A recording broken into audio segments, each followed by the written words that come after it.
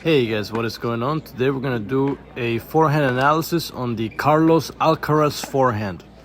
So let's get to it. Okay guys, we're going to start with his forehand grip. Now he currently has a semi-western grip. This grip can help flatten out balls but still get a good amount of spin on your ball. That way you can hit through the court yet still get a good amount of spin on the tennis ball. Now, like every pro, he's going to start with a nice unit turn, and notice how long his left hand stays on the racket. You're going to see on the other forehands that he's going to hit that I think he keeps the left hand on the racket very long on the racket, very long on the hand, kind of like Novak Djokovic, where I think that's a very good quality of all great forehands is how long that left hand stays on the racket. Not saying that you couldn't have an amazing forehand without the left hand staying on the racket as much, but I think it's quite important to look at. The next thing is that he has a normal ATP backswing where he does not break the plane. And again, the racket starts up. It starts up from his ready position. And then right before he's about to swing forward, the racket continues to be slightly above the wrist.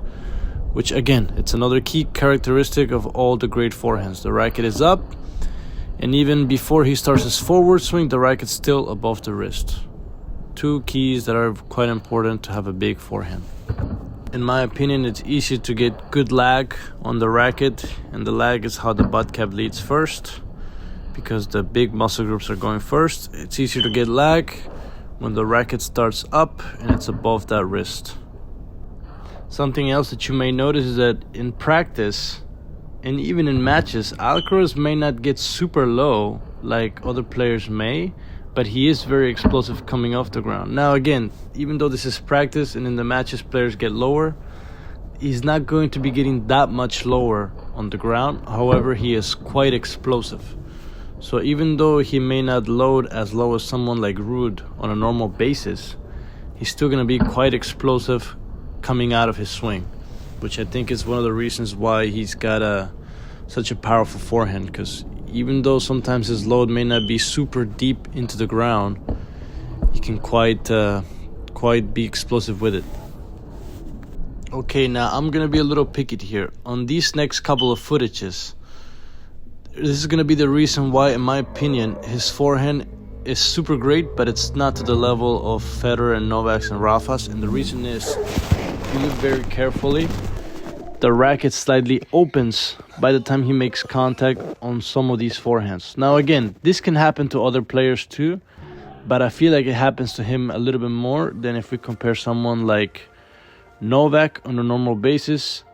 Roger, I find it much harder to see the racket slightly open up through after contact when I watch these guys compared to Alcaraz.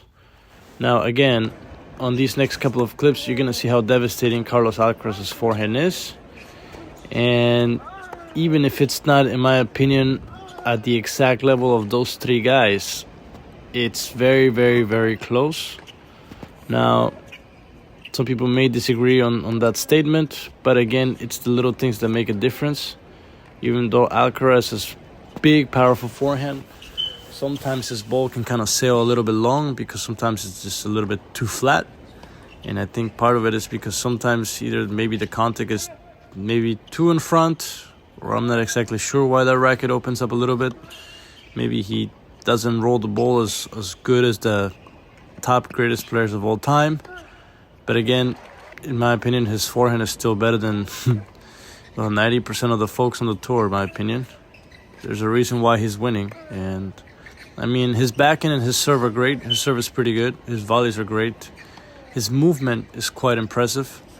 But again, it's the forehand that does most of the damage in his game. However, sometimes it can go. Now, if you watch some of the points here, you're going to see how Alcaraz is quite consistent with his forehand at times. And however, when he gets a short ball like there, he is going to pull the trigger. And anytime he has time, he's going to look to flatten that ball out and create some damage.